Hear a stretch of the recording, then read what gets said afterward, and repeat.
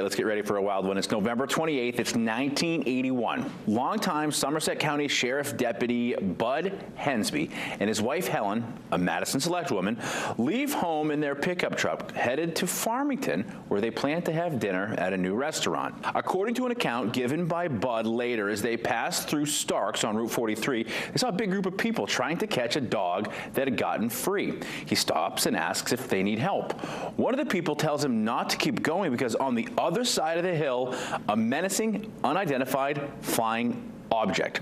This video is not from that day, although we wish it was. The Hendsbees head that way anyway. As they drive, they notice a far-off light sweeping from side to side, but it disappears, so they continue to Farmington and enjoy dinner.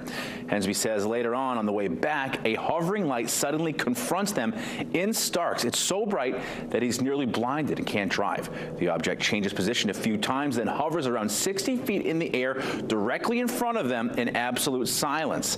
The Hendsbees turn around and take a different route home. The next day, he called the Morning Sentinel and told them what happened, a story that would appear in the paper and spread across radio and TV news broadcasts and prompts a barrage of phone calls to the Hendsbees, including from one researcher in Florida who said they're ready to come to Maine and hypnotize the witnesses. The Hendsbees refused to take part in any additional interviews after that. Until tomorrow, I'm Brian.